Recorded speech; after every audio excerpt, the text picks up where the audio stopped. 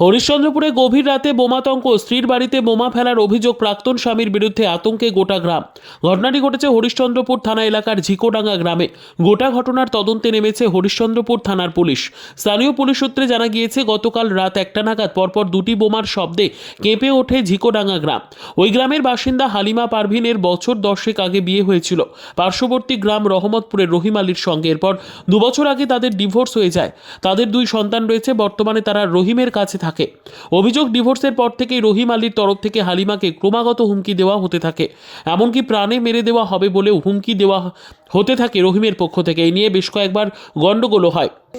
কেন ফেললো? আমার সঙ্গে তো কোনো নাই, আমার ভাই ভাতিজির ব্যাপারে ওর সঙ্গে গন্ডগোল আছে। কি আছে বিষয়টা?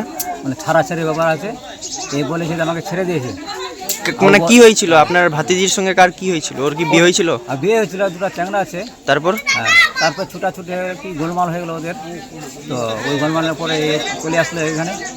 আবার ও বলছে যে আমি নিয়ে যাব, এ বলছে না আমি যাব। কখন ঘটনা ঘটেছে? এই যে বোম ফেলেছে কখন? এটা রাত্রে 1:29 মিনিটে। দেখেছিলেন কে ছিল? না, আমি দেখিনি। কতটা আতঙ্কে আছেন? ভয় কতটা আছেন?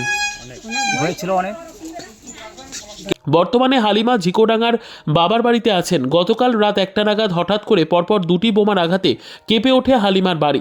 বাড়ির লোকেরা বাইরে এসে দেখতে পান তাদের এবং তাদের পাশের এক কাকার বাড়িতে বোমা মারা হয়েছে। এরপরই আতঙ্ক ছড়িয়ে পড়ে এলাকায়। হালিমা বলেন, আমি বোমার আওয়াজে বাইরে এসে দেখতে পাই আমার প্রাক্তন স্বামী দৌড়ে পালাচ্ছে, আমাকে প্রাণে মারার জন্য এই বোমাটা ফেলেছে। ঘটনার তদন্তে পুলিশ। তোমাদের বাড়িতে এসে এইভাবে মানে বোমা ফেলে গেল, কি মনে হচ্ছে? তাহলে কি ঘটনা হতে পারে? ও বলছে আমাকে মেরে ফেলবে, বম ফেলে সবাইকে মারতে চায়। ওকে আমাকে বলছে। এর আগে কোনো ঘটনা ঘটিয়েছে? হ্যাঁ, ঘটিয়েছিল। কি হয়েছিল? আগুন লেগে দিয়েছিল। আগুন লাগার সময় তখন কেরোসিন ঢেলে, পেট্রোল ঢেলে সব ঢেলে দিয়েছিল। থানায় জানাওনি? জানাইছি, কোন থানায় নেয়নি, স্টেপ নেয়নি, কিছু করেনি থানায়। টাকা দিয়ে ওরা থানাকেই করে নিয়েছিল। এখন কি চাইছো? এখন কি চাইছি? একটা মেয়ের কি কিছু মূল্য নাই, কিছু দাম নাই? তাহলে আমার কি কোনো মূল্য নাই? একটা মেয়ের যা করবে কি করবে করে না। কথা বলেছে। এই যে বোমা ফেলেছে, এই নিয়ে আপনি থানায় অভিযোগ করবেন?